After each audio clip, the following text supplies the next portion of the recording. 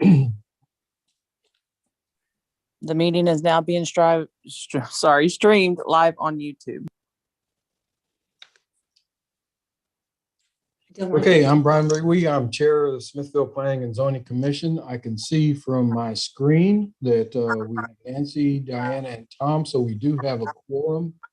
So I will call this April 6, 2021 meeting of Smithville Planning and Zoning Commission to order. First item, discussion and action of minutes from the March 2nd, 2021 meeting. Have everyone had the opportunity to review the minutes?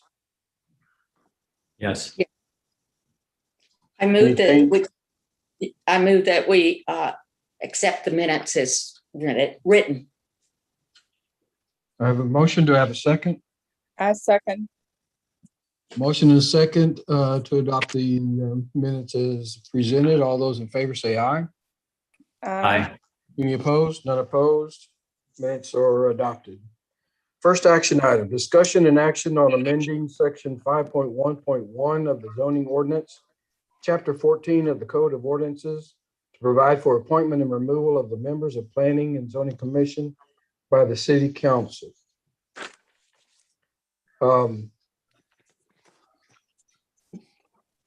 Ordinance can be amended from time to time by a number of ways, one of them being a resolution by City Council. I'm presuming that that's how this matter got referred to Planning and Zoning for review.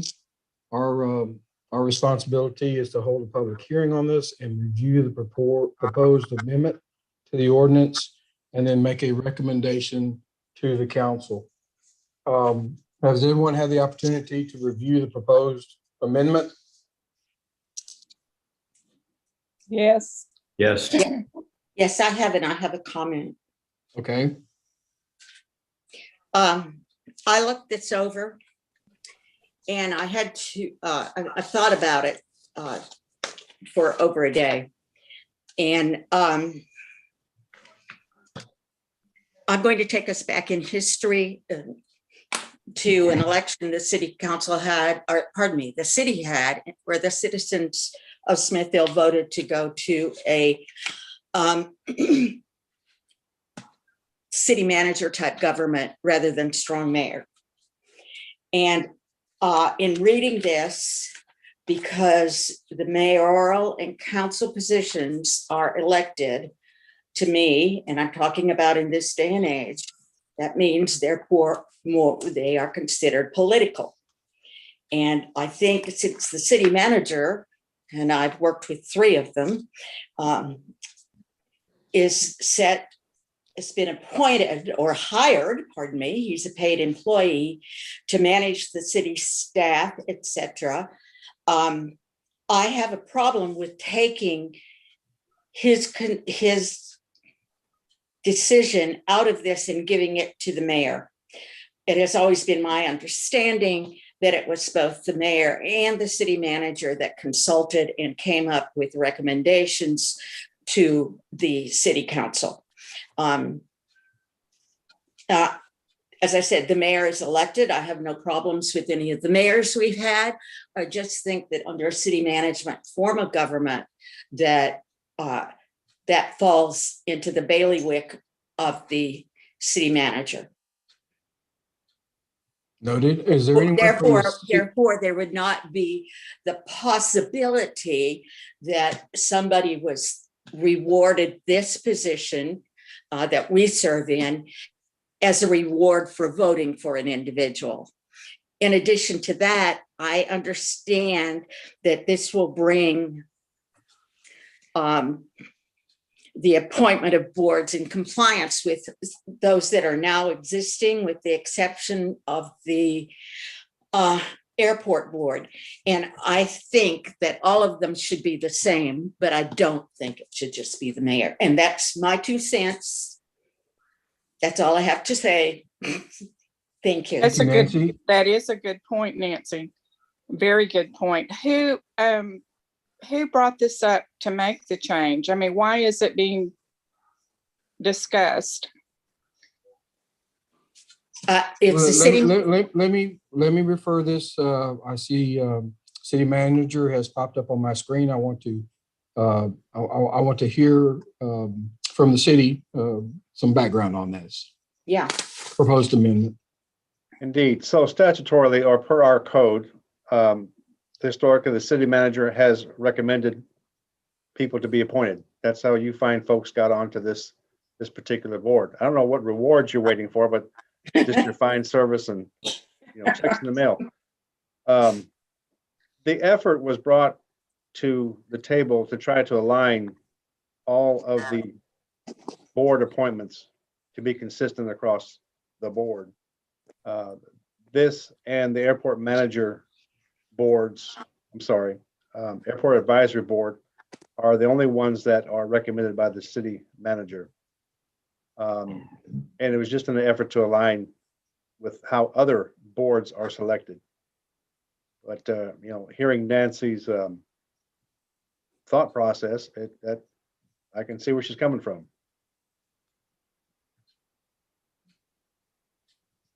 Did anyone sign up from the public to speak to this agenda item? No, sir.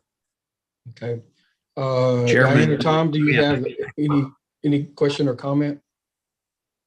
Yeah, I do. Diane, do you want to go first? Do you have a comment? I'll let you go first. No, I'm good. Okay. The genesis of this, obviously this was a resolution that was, I guess, proposed in this draft form by the city council. Is that right?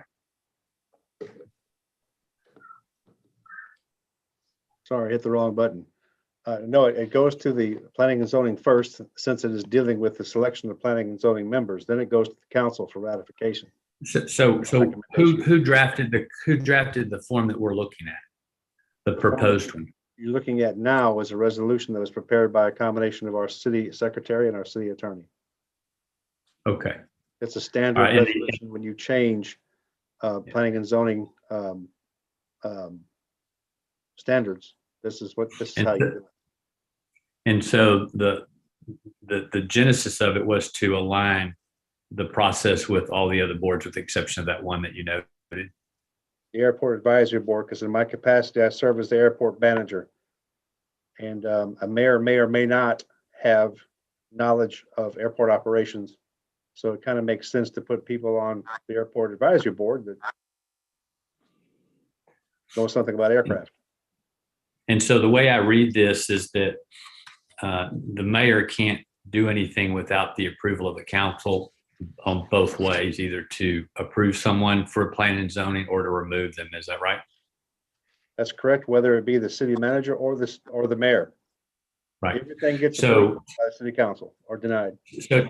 So the way I see it, Nancy, and I appreciate, the observation, the concern, but it seems to me that there's a check and balance on both the mayor or the city manager, whoever had that responsibility.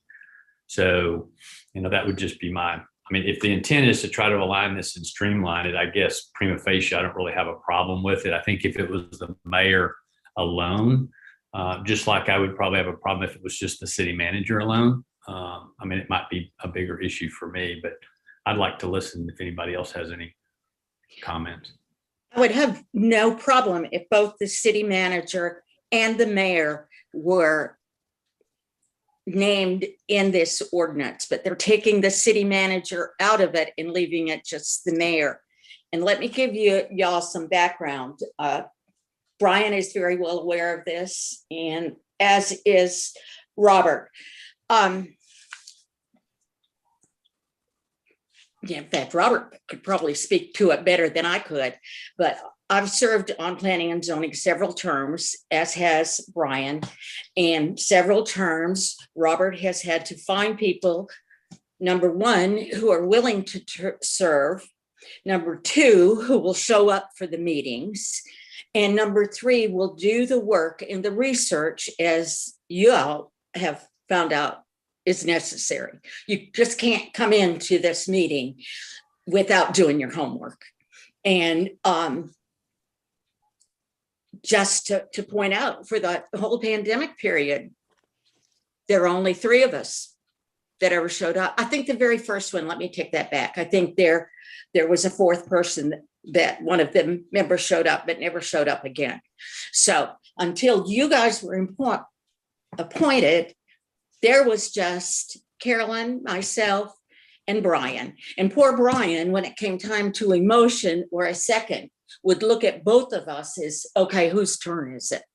And that falls into the ridiculous.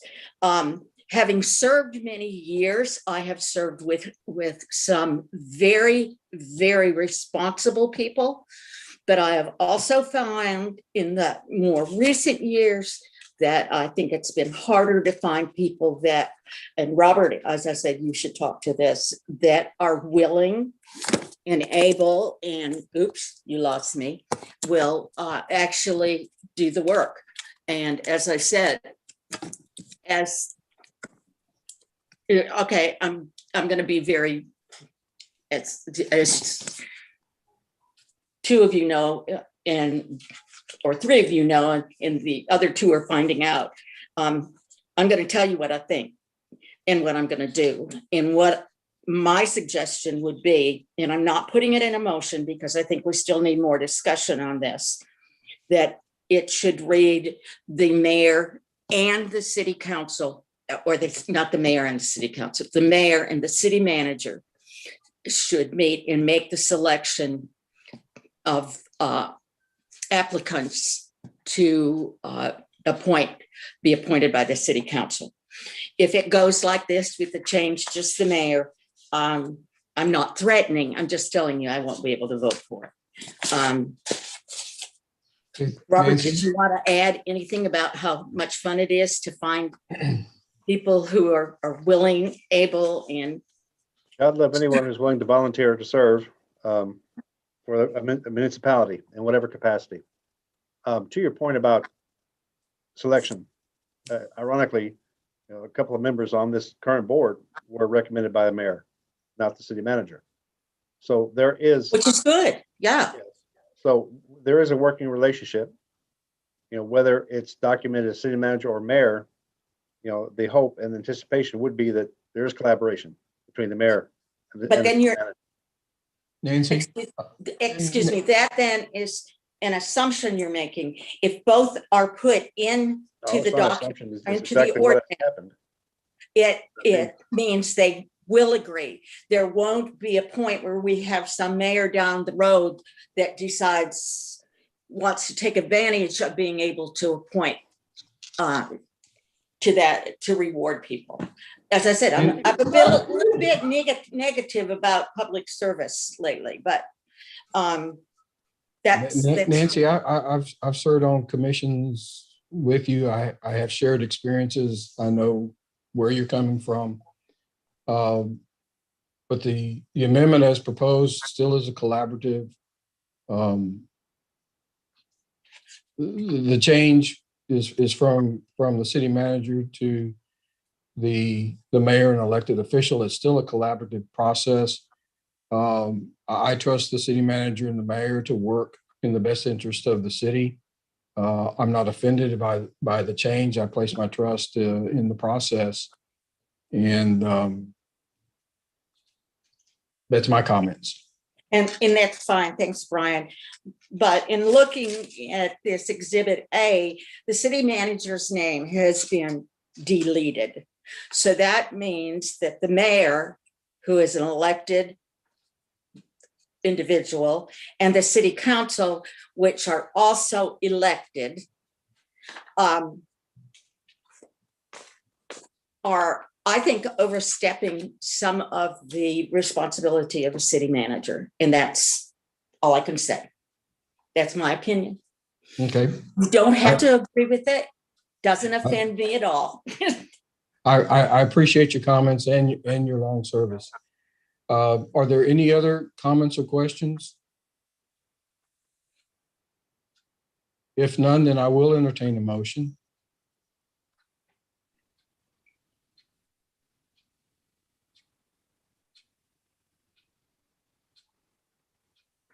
If I do not receive a motion, the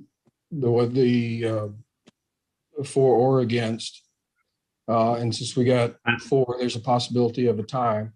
what happens is it goes to city council without a recommendation. So it will not, the issue doesn't stop here. The process would go to the city council without a recommendation. Tom, you were going to say something? Yeah.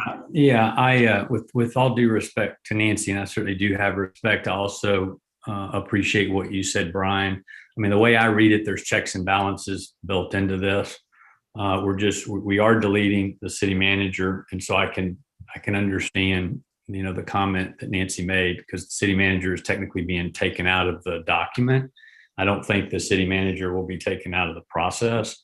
I also think that the mayor alone, can't make a decision about who goes on or who goes off without the consent and the approval of the council. So I do think there's some checks and balances. So for me personally, while I can appreciate that there could be a city council that's also entrusted by voters to approve budgets and set policy and do a lot of other really important things that we entrust them to do. So I'm going to make a motion that we approve it as presented. Do you need me to read it, Brian? No, I have a motion to recommend the amendment to zoning ordinance 5.1.1 as presented. Do I have a second?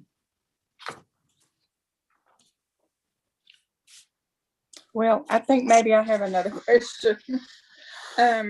So if I'm understanding this, Nancy, I think technically I need a second, then I can call for further discussion oh, okay. before I call for a vote.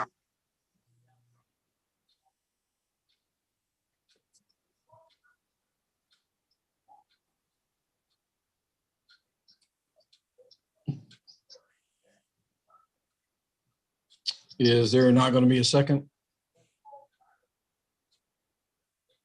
Mm-mm. Okay, motion fails. Diana, what was your comment? If I'm understanding what Nancy's saying, her objection is the mayor and council are political type folks. And I guess looking at the situation we find ourselves in these days, there's a lot of political stuff going on. And that's your big objection, right, Nancy? The politics involved? Basically, because these are people, and I'm speaking very generally, Right. because this is an ordinance. This is a law that we're looking at. We don't know, some of the ordinances we deal with are years old. We don't know who's going to get elected, but usually when somebody, no offense, Tom, decides to run for office, one of the things they want to do is when they serve at the will of the people that will get them reelected. Right. And that bothers me. I think you need that's why I think it should be dual. I understand the checks and balance, but you're working with the checks and balance with an elected mayor and an elected council. Whereas with the city manager in there, you've got the individual. If he's written in, as I said, he's deleted from my Exhibit A, whose job and he's paid to actually do the business of the city.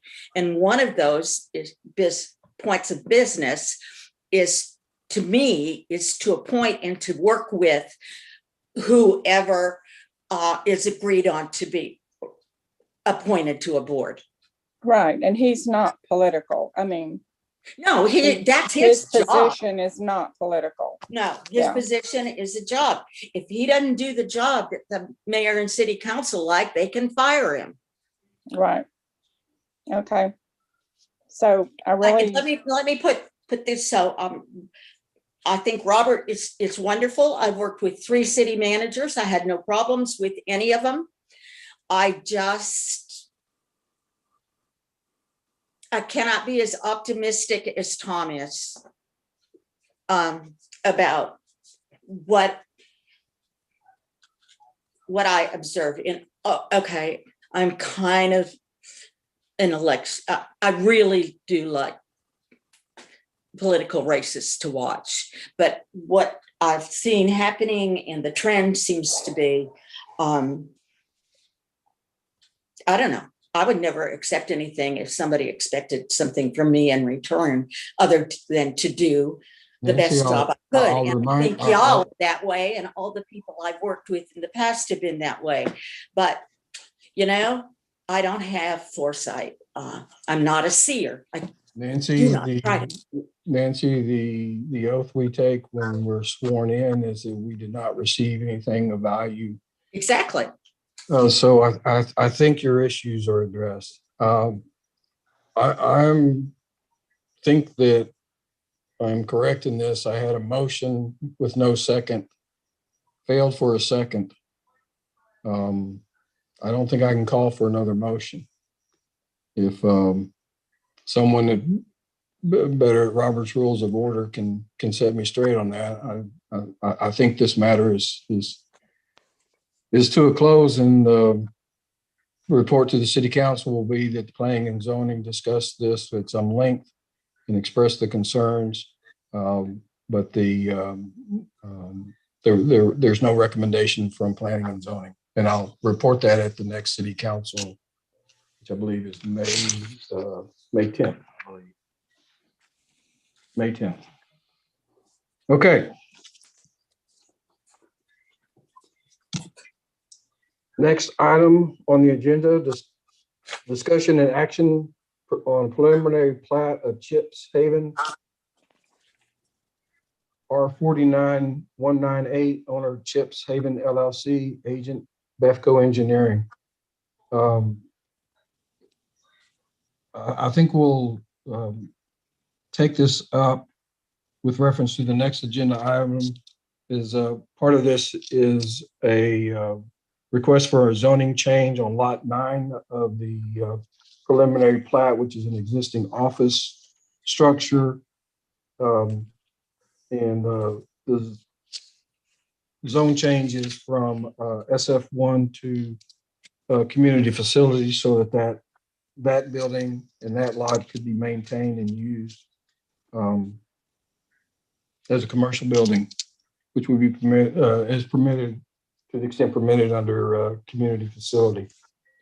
Do I have anyone from the owner of the property, Chips Haven or Befco Engineering, to speak to this application for approval of preliminary plat?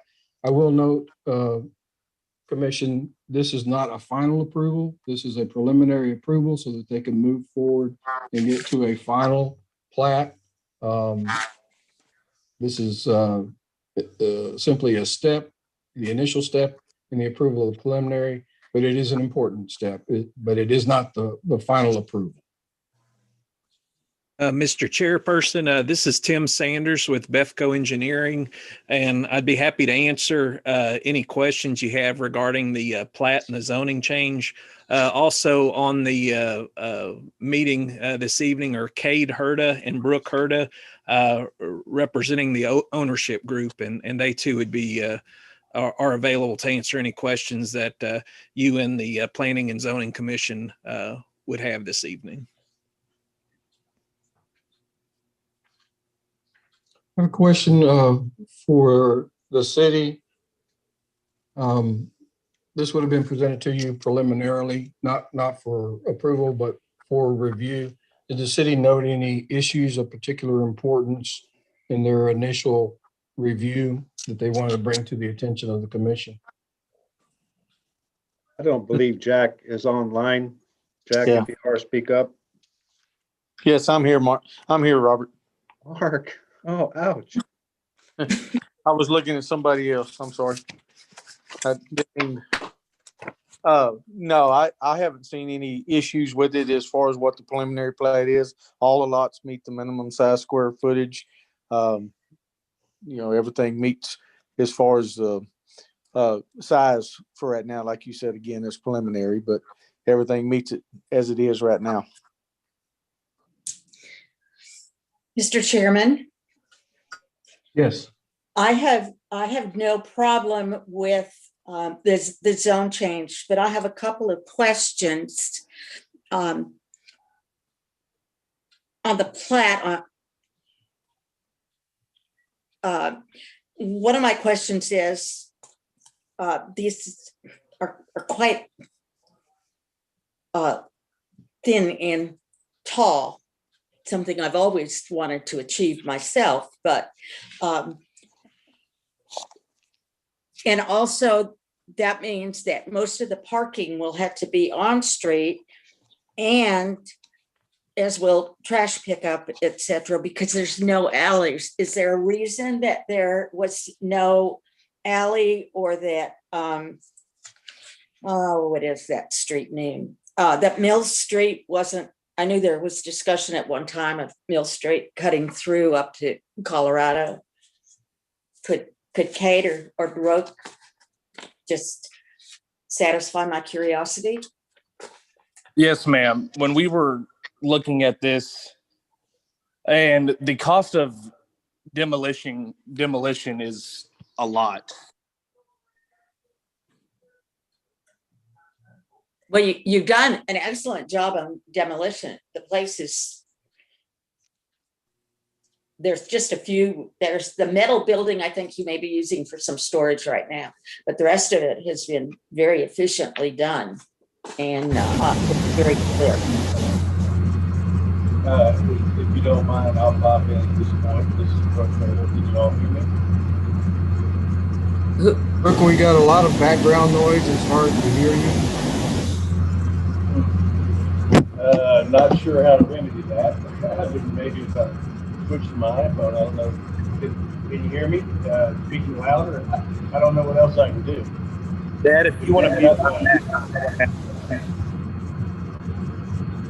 Pardon? I said I'm back now. I don't know what happened. If you want to mute yourself.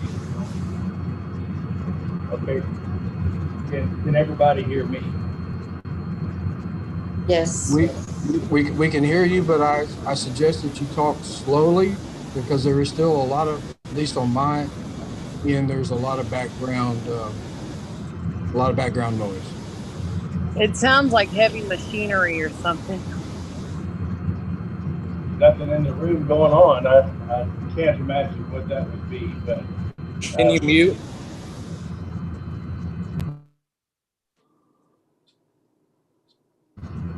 how about now?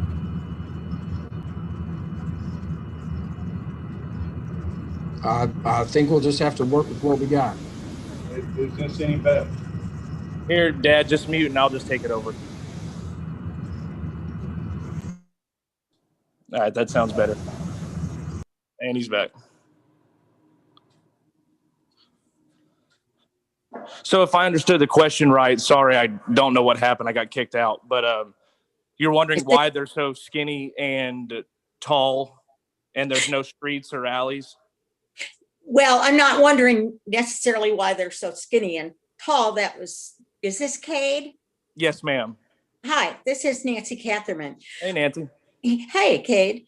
I just noticed that, and I noticed that there was no alley, and I was wondering if there was a reason, because I had heard, and again, this is rumors, before this was done, that Mill Street would be cut through to Colorado. And No, ma'am, we've never really I'm being nosy. Okay. No, that's okay. That's okay. And Dad, object if you think otherwise too. But when we were looking at this, I mean, there's a lot of money going into just demoing the hospital buildings. Mm-hmm. And if we made bigger lots, and we also, another big area of focus was to preserve the century-old live oak trees out there.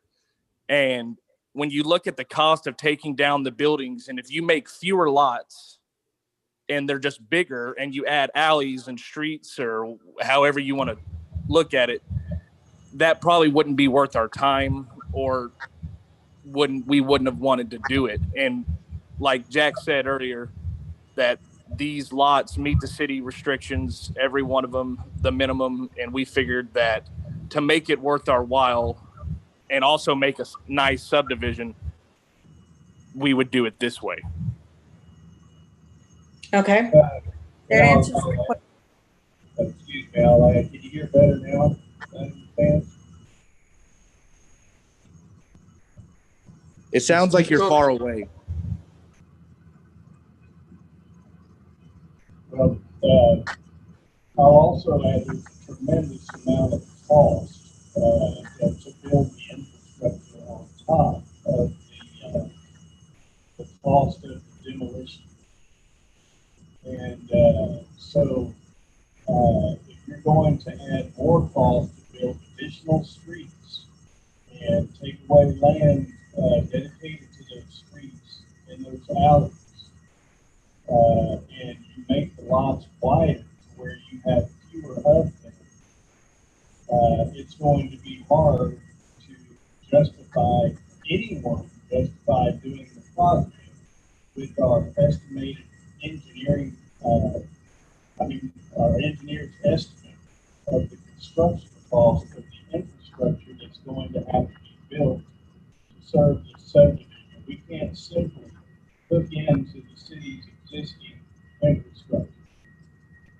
And anyway, so on top of it, Kate mentioned the demolition is very expensive, and even more so, building that infrastructure. And if you put in more streets and alleys, taking away more land, and then you make them wider, your costs are gonna exceed what you could sell that land for. On top of that, Kate mentioned the trees. You don't want to disturb those trees too much, or else they're going to die. And so, with that said, I hope that'll give. I mean, I'd love to see wider lots too, but it doesn't make it cost. From this, it's cost prohibitive to do that. And so that is the main thing. And I'll just mention that I'm acting as a consultant in this to the members of the LLC that are doing this project. But anyway, I'm hoping you were able to hear my explanation and understand that. I'd love to see wider lots too, more streets and alleys. But when you see the cost of all this stuff, it'd be hard to justify. Mr. Brookhart, I don't want to cut you off, but I don't want to cut you off, but I want to tell you it's been very difficult, at least for Mr. Brooke. Good. I was going to ask you to put it on mute. I don't know. I'll ask the rest of all of y'all. I had a great deal of difficulty understanding what Brooke was saying. Mm-hmm. Kate, I'm going to ask you to tell me if I summarized this incorrectly. I think the gist was that given the cost of demolition, it made it economically difficult to justify the subdivision. Yes, sir. Larger lots or more improvements or alleyways or streets. Yes, sir. I heard him. Fair summary? Yes, sir. I heard him, and we would like wider lots too, and we would like bigger lots as well. But whenever I failed to mention earlier that not only are we demoing it, but we're putting all underground and new utilities and just improving the infrastructure all the way around it. So that's a lot of cost associated with this. And like I mentioned earlier, the trees, and once you start disturbing that dirt, that could be detrimental to the trees as well. And that's probably one of the biggest things that about it is we wanted to preserve all of those trees as well. So we think that by making it how it is now, which is per the city code, and it would be economically feasible for us. And as Dad said earlier, and sorry about that, but he's acting as a consultant to our project, and he's not directly involved. Mr. Chairman, Yes. is this appropriate time for me to ask a couple questions? Yes, go ahead. One was we heard a lot of reference to the cost of demolition. I don't know if the applicant's willing to share that, but was that cost more than what they anticipated when they purchased the property? And if so, was there anything unique about that that made it exorbitant?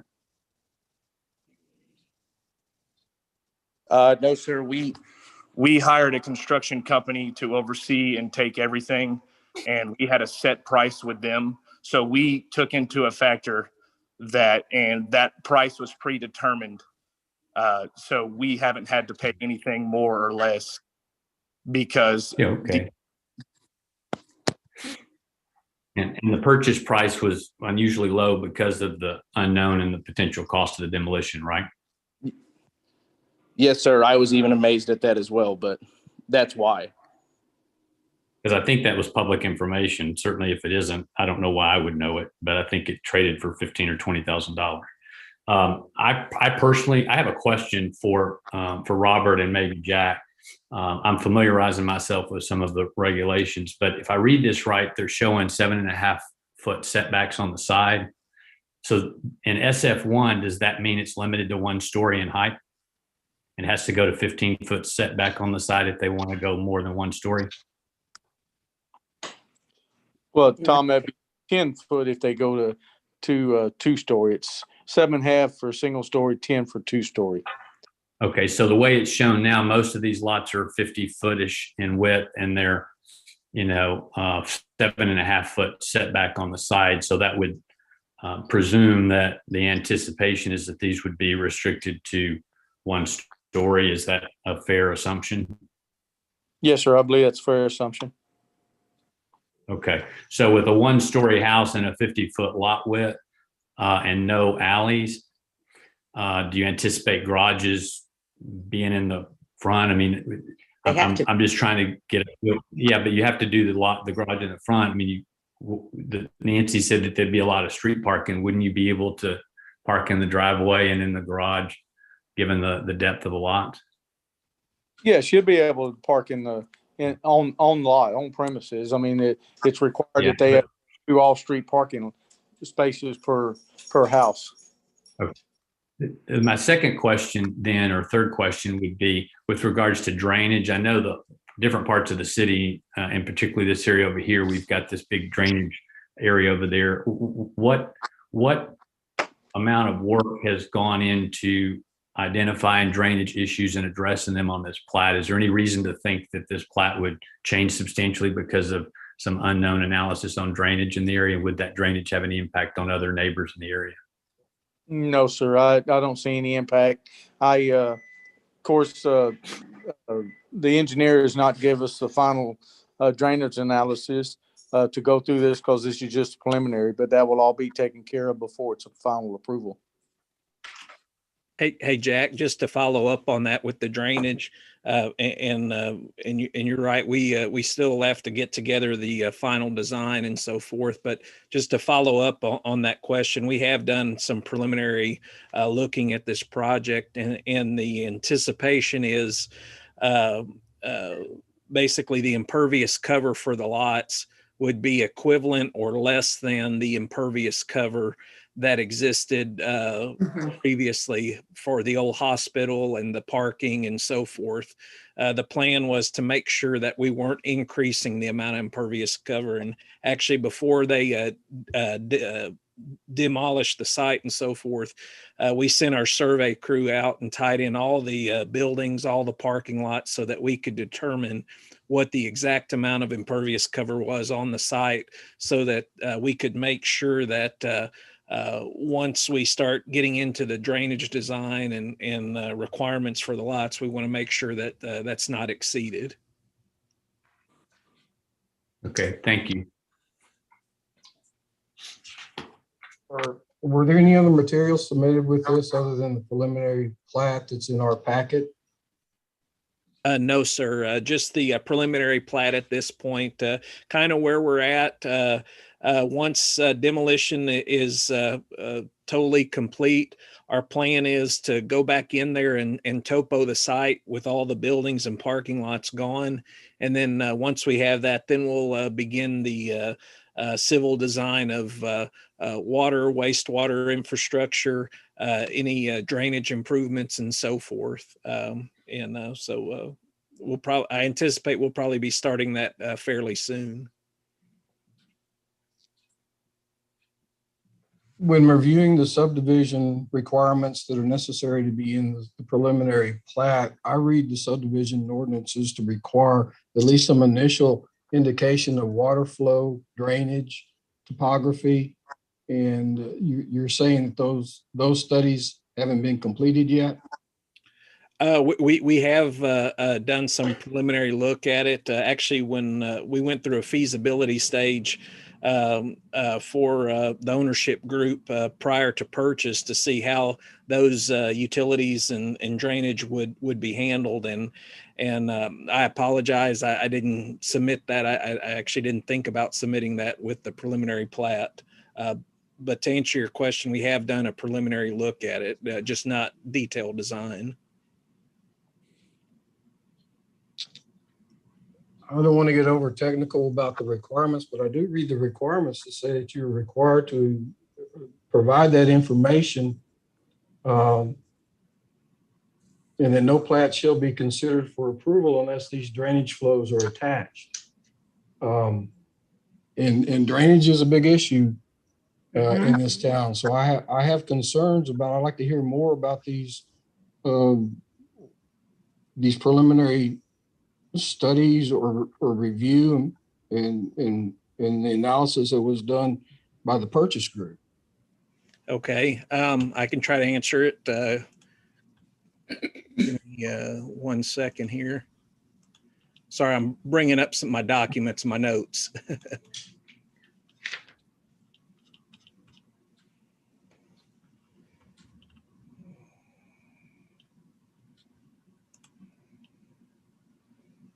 Brian, while he's looking that up, the final construction permit or the construction permit would not be issued until these items are validated and verified. The post-development flow has to be better than or equal to the pre-development flow.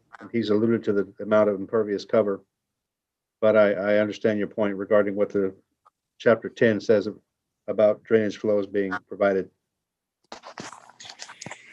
Mr. Chairman, I got the documents. As far as drainage goes, when we were going through the preliminary phase for the ownership group, number one, we were looking at putting in a new curb and gutter along the entire perimeter of the property. With that curb and gutter along Colorado Street, we're looking at putting in a storm inlet near the intersection of Colorado Street and Short Street, and tying in that drainage east to the corner of Colorado Street and Garwood Street. There's an existing storm sewer over in that area. In addition to that, on Northeast 9th Street, we were looking at placing a storm inlet kind of across from Mill Street, and then running a storm sewer from that inlet east over to Garwood Street. Based on calculations as far as drainage and impervious cover, to follow up what I had indicated to earlier, when we did the preliminary phase, we used aerial photography to kind of determine approximations on the impervious cover of the buildings and parking lots. And based on what we found is with this redevelopment and the existing impervious cover, you could have up to 55% on average impervious cover on each lot, and you wouldn't exceed the previous impervious cover of the development. So what that means is, and I'll just point out a couple of the examples. Lots 4 through 6, those are all 10,000 square foot plus lots. Essentially, you could have probably around 5,500 square feet of impervious cover between buildings, garages, driveways. On the smaller lots, say the 6,500 square foot lots, that means you could have somewhere between 3,000 and 3,500 square feet of impervious cover. And so based on that analysis, we don't anticipate there being an issue. I don't anticipate us exceeding the existing impervious cover that was on the site previously. Besides the paving and drainage on the water and sewer side of things, the plan would be to install a new 8-inch water line. It would tie into the city's existing 6-inch water line at Short Street and Northeast 9th Street, and then it would run north along Short Street and then east on Colorado Street and tie into the city's existing 8-inch line at Garwood in Colorado. Basically, effectively, that would create a loop around the proposed subdivision. With that, there would be new fire hydrants installed, one at the northwest corner of Colorado and Short Street, and one on the Northeast 9th Street near Mill Street, so that there would be fire protection. That would not only help the proposed subdivision, but it would also help the adjoining neighborhoods by having those new fire hydrants. And then on the sewer side of things, based on our preliminary review of it, we would be installing a new 6-inch city sanitary sewer main along the Short Street that would start near Colorado, go south to Northeast 9th, and then turn east and go to the city's existing sanitary sewer line at Garwood and Northeast 9th Street. In addition to that, for the lots that are fronting on Colorado, we'd be looking at installing a new 6-inch city sanitary sewer line to serve those lots that would also drain east to Garwood Street and tie into the city's existing city system.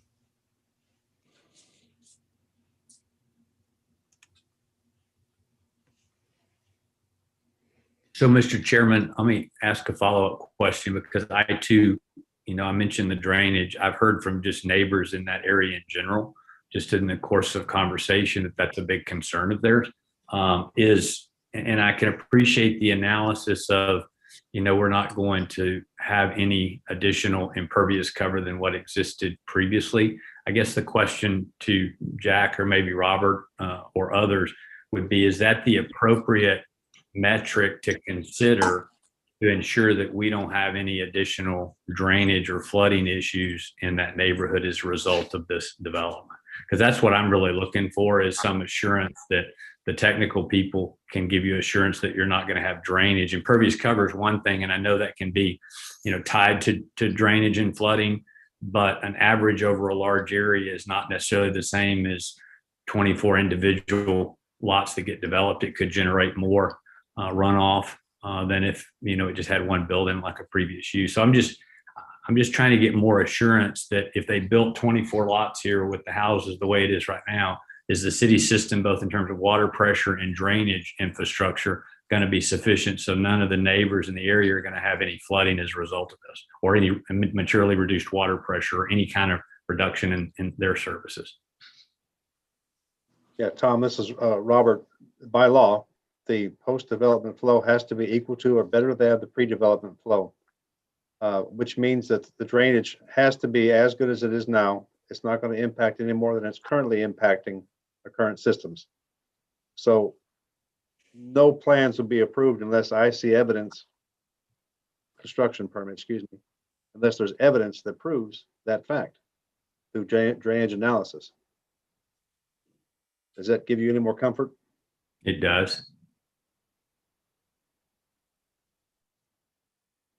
And Tom, also to answer on the sewer, with what they're proposing to do, it will not affect our infrastructure on our sewer or water system.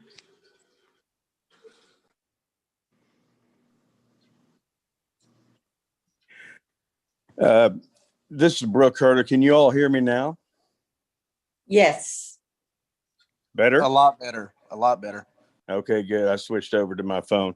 I wanted to back up, and just so there's no misunderstanding, Nancy earlier asked about one story or two stories, and I think you all were left with the impression that there would not be two stories, and that's not the case. Two stories would be allowed.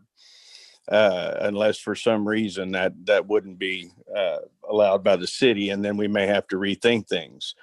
But so two stories would be allowed, and so that I can go back to some of the statements I was trying to say, because I know one of the members had thrown the purchase price out there, and that's fine.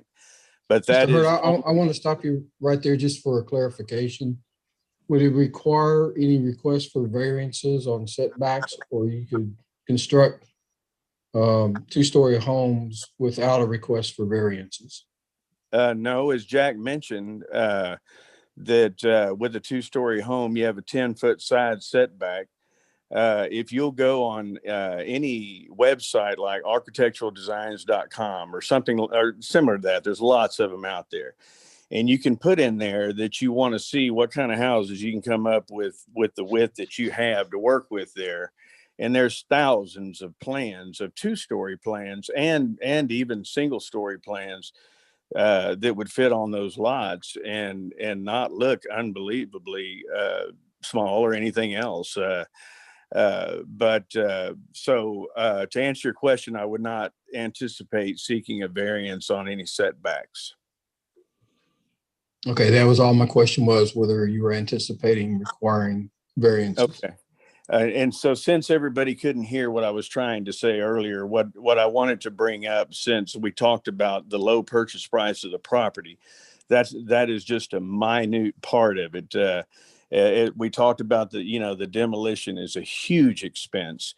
And then on top of that, you heard Tim from BEFCO talk about all the infrastructure that has to be built. It'd be nice if you could just go in there and hook into the city's existing sewer and water and electric lines, but you can't. All that has to be built, and that is a huge expense. And so you can't look at the purchase price of the property, as one member brought up, and think somebody's going to go make a killing off this thing. It's hard to, and that leads to the reason for trying to maximize the number of lots here, because and Nancy had talked about, she had heard streets and alleys and all that. If you take away more land doing streets through the middle of this and alleys through the middle of this and try to make your lots wider, you're going to end up with not enough lots there to get your costs back. And so, that just wouldn't work with the estimated costs that we've been given from the engineers. When we looked at this, it's just tremendous, along with the demolition. And so all that had to be taken into account. How can we make this work with all these additional costs that have to go on top of the purchase price? And so anyway, I just wanted to clarify that. So since this is public and everybody, you got, bought the land for that. And that's not, it's tremendous amount of estimated cost given to us by the engineers to build it, and engineering cost and demolition cost and everything else that goes with it. And then Mr. Rewe, you had said something about maybe BEFCO or something was required to be presented in order to approve a plat. I know we're not approving the plat, as you mentioned earlier. Maybe it's required for a preliminary plat approval too. We're not, you as you know better than anybody, y'all aren't approving the plat. It's a preliminary plat. But before we go to too much expense, we want to even know if we can get this thing approved. And so to turn in a lot of that documentation for something you don't even know that's going to get approved would, take a tremendous amount of money, to turn everything in now. So now we just want to see if we can get it approved, and then really get, of course, Tim and BEFCO has done a lot of work, as you can tell by the way he described how everything is, envisioned to be installed. But and flow and all that. But anyway, so I just wanted to, give everybody a little background on it's just not the purchase price of the land and the reason why no streets and alleys, because you're taking away more land doing that. And you're going to have more cost in all this than you're going to be able to get back from the sale of any lots. And so, nobody, it would be hard to justify doing it and making the deal work. And I also wanted to clarify that 2-story homes would not be prohibited unless for some reason the city does prohibit that. And then we would need to step back and take a look at things again. Well, thank you for the clarification. I appreciate Smithville needs housing and needs affordable housing, and the economics of it is important. The ordinance requires what it requires, and this is a public hearing to discuss this. It's in the developer's interest to present as much of the story as they can so that we can have an understanding of what's going on. So I think Sure. the questions about drainage, lot sizes, designations of significant trees, that's all part of the subdivision ordinance and are fair grounds for questions. Nancy, No. I think you have a question. Me? I thought you were indicating you had a question. I was going to ask you if you were ready for a motion yet. We're getting close, if but I you do know wanted- that there were, Nancy, I know that there was at least one email comment from someone. So I'm asking the city, do we have anyone from the public to speak to this in addition to the email that you received?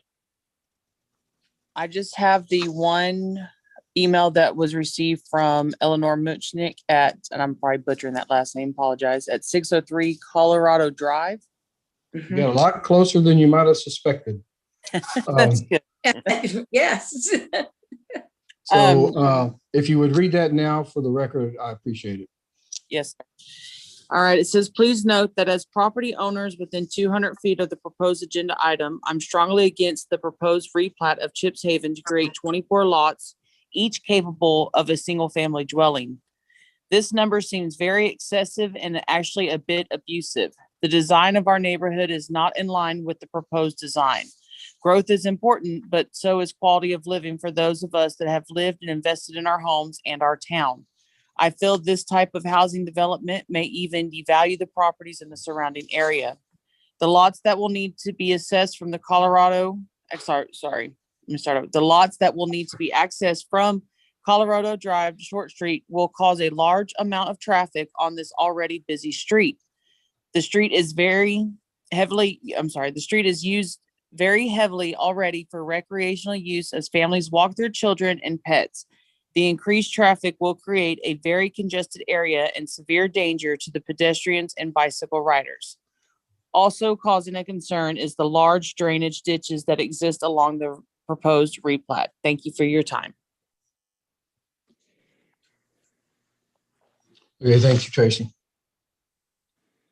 And to confirm that's the only public comment we have. Yes, sir. Okay. She has some good points. I'm glad that she pointed out that I drive Colorado every day when I'm coming into town. So I'm part of that traffic already, but I see it, particularly the walking traffic. But if you're ready for a motion, I would like to make one. Let me ask if there are any other questions or comments from anyone. Hearing none, then Nancy, I will entertain a motion. All right, And let's maybe I'll have some discussion or change after this. Nancy, let's do this in 2 steps. The 2 steps preliminary approval and the variance separately. So proceed with whichever one you want to proceed with. I move that we send the preliminary plat for Chip Haven R49198 owner Chips Haven Haven, excuse me, LLC agent Beefco Engineering to the city council for review. And review is important for me to have in that. Nancy, this is a preliminary approval, so they can go to the city council for their preliminary review. That comment, does that change your motion in any way? No, Okay, I have a motion. Do I have a second? I'll second. Okay, I have a motion and a second for. Chairman, can I ask for a clarification of the motion? Yes, Can I ask for a clarification of the motion? yes. You say and send it to the council for their review.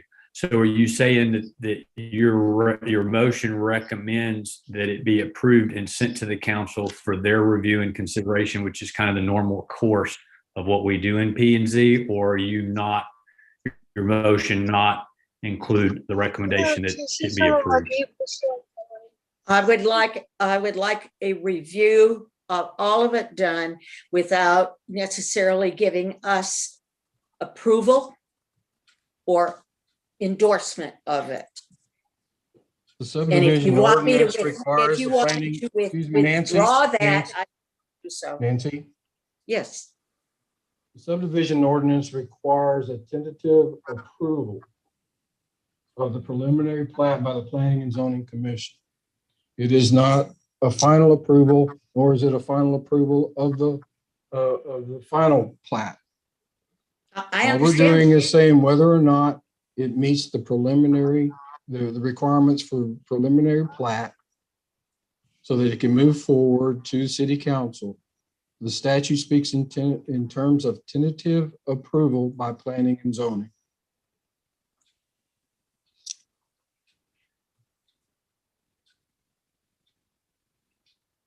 It's by ordinance that the city council reviews our recommendation. Yes, I know that. I know that. I'm thinking about how I could.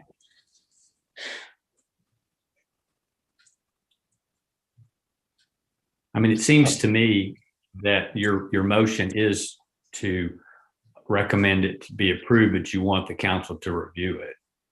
That's exactly I what don't I'm want the word. saying. But Okay. I'll tell you It's- what, I'm going to withdraw my motion and I'll let somebody else decide how they want to do it.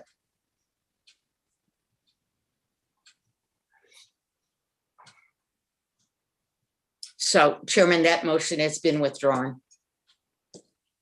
Okay, I'll accept the withdrawal.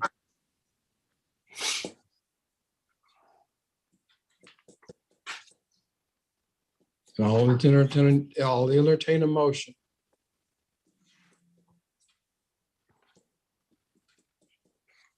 Chairman, I'll make the motion. I think it's consistent with what Nancy's intent was, but I want to put it forward in the form that I understand that the P&Z is supposed to do.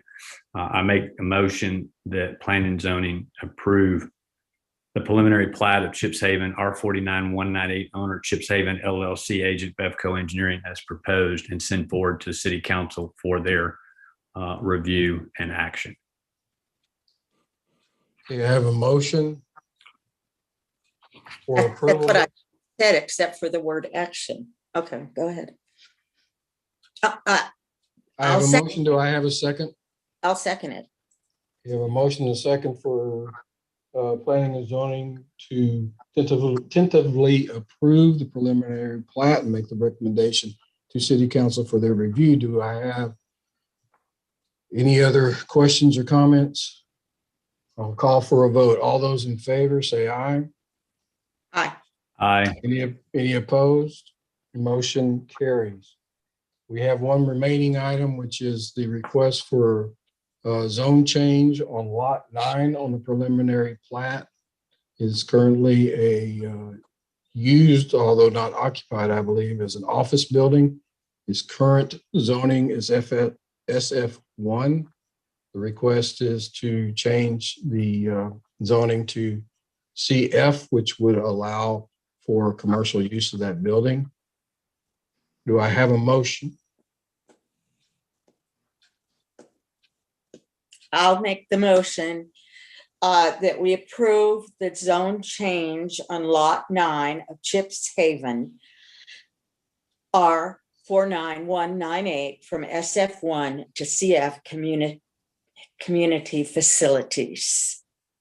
That would be lot 9. Lot Lot- 9.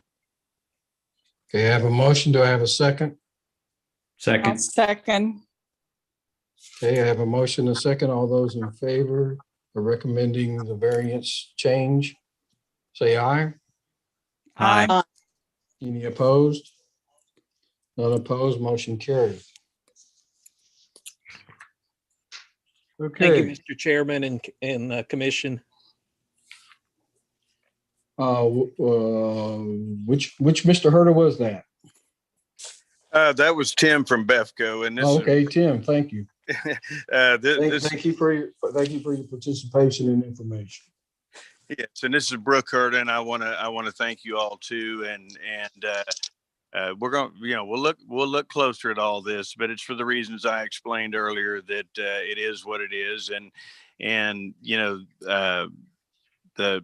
we're just complying with what the city has in place there. But if there's another way to do it when the costs come down to it and get things a little wider, I'd personally like to see that myself. But it just can't be cost prohibitive, as I explained earlier. And anyway, thank you for your consideration. And believe me, we don't want to do anything that would be a detriment to the city of Smithville.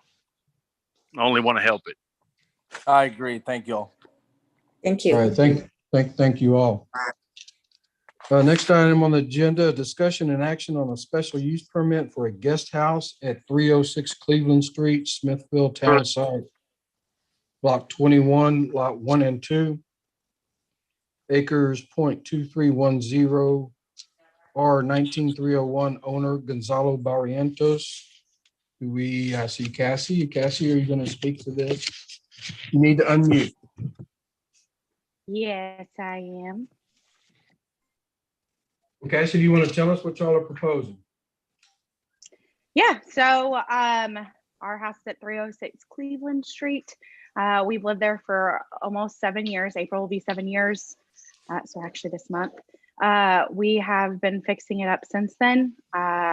We've actually added on to the back. We've repainted everything. I apologize, my daughter's behind me.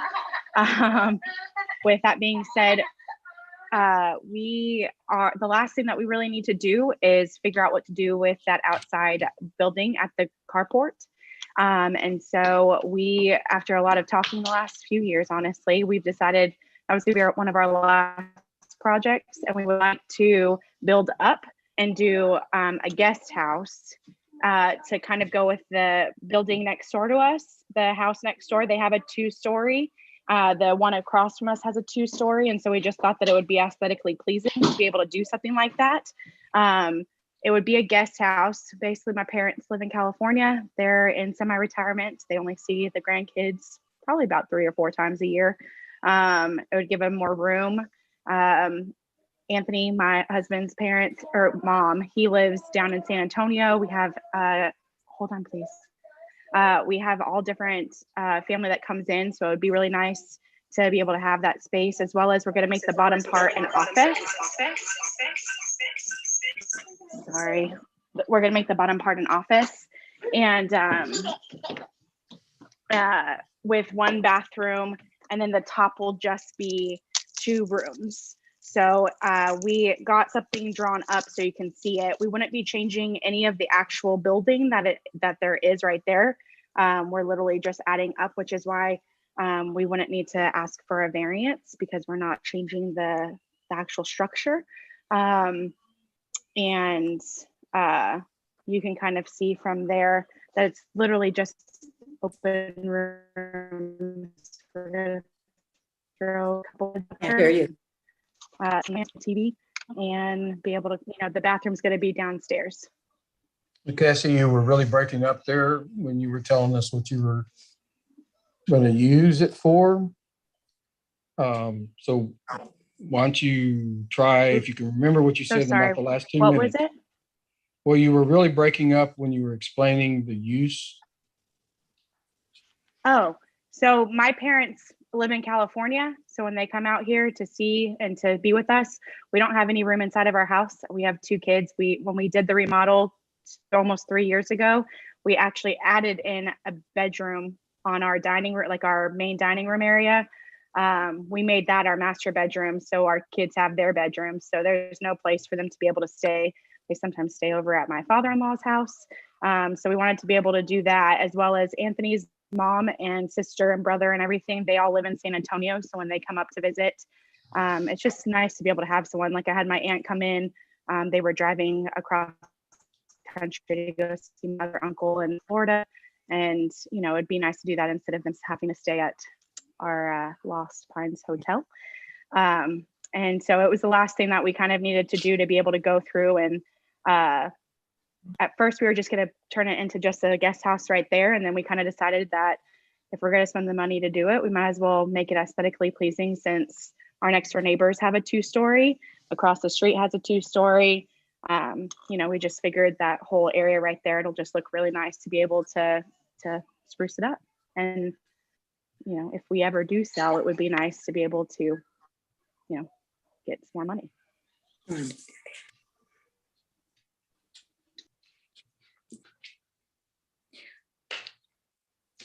Mr. Chairman, Yes. uh, You have questions? I'm sorry, it could be a nuisance tonight, but I have a couple of questions and comments. First of all, Cassie, I know that you just came off of your first or second tour of on the city council. Your first. Okay. So then I know that you're aware of the ordinance and you're aware that you're an SF1. SF1 does not allow guest houses. We never have. Again, let me refer to, I know Robert's scratching his head. He's going like, well, it does with a special use permit. That's what I'm asking for, is a special use permit. Let me finish this, because I know that you're aware. I apologize. That's okay. I know that you're aware of it. And the reason for SF1 that you are is no guest houses or garage apartments are allowed. If so, with a few more exceptions, everything could be SF2 in this town, but it's not. And I understand your concerns with your parents.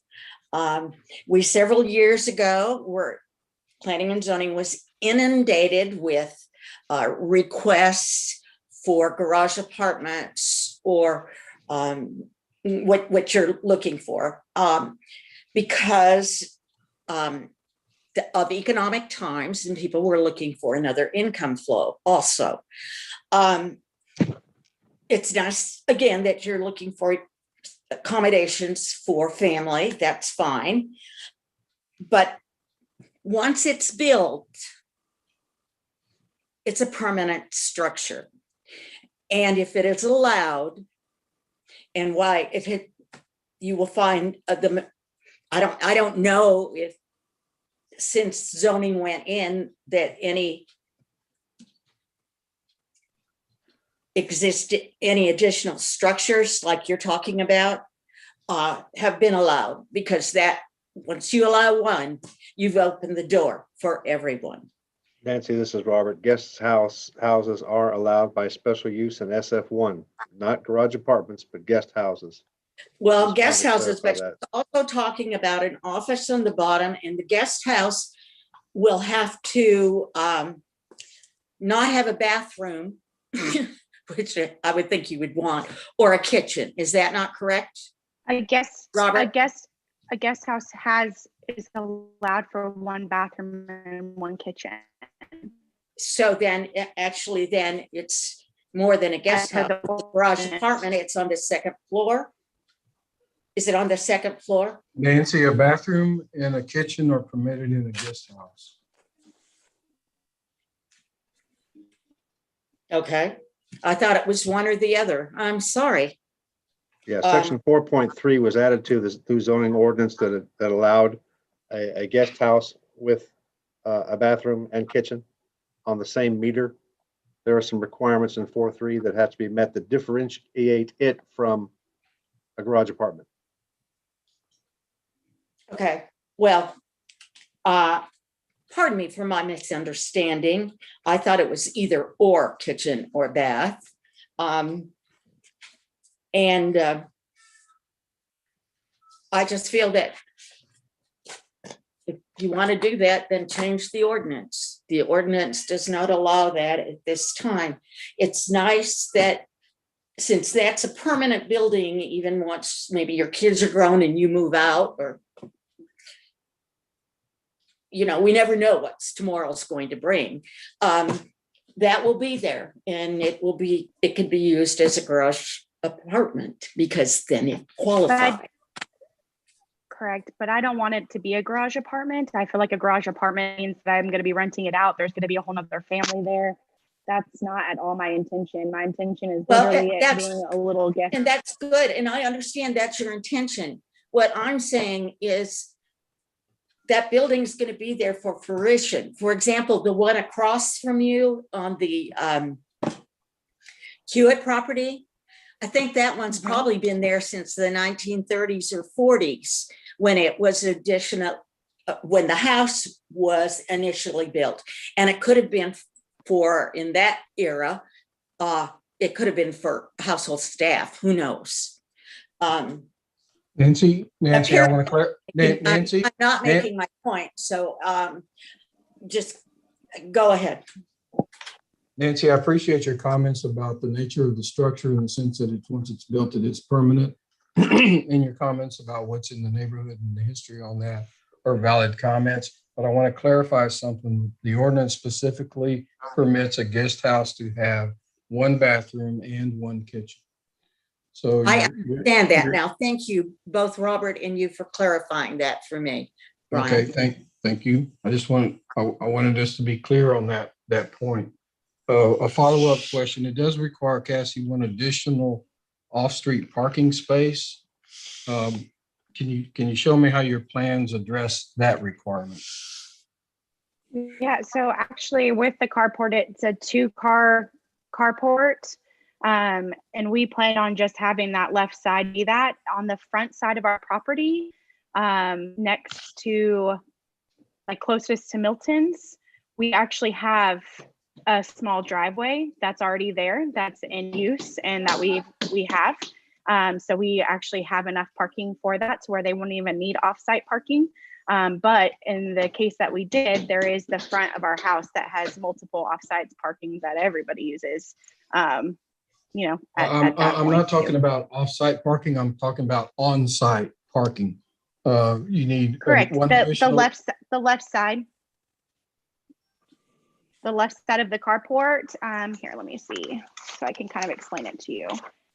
So if you look on that 2-car garage on this right here, this whole side, we plan on making it the wall right here, and then they'll have that whole side. But I mean, I'm gonna be honest, my parents, when they come out here, they don't have a car. it's our vehicle. So, but yeah, I mean, there's 4 parking spots right there. And then there's one in the front, and then on off-site, there's 3 or 4. But my actual my actual house can hold 5 vehicles. Mr. Chairman, site. Yes, Tom. Can I ask a question? I wanted to ask a question, Robert. I think I already know the answer to this because I think he stated it at least once.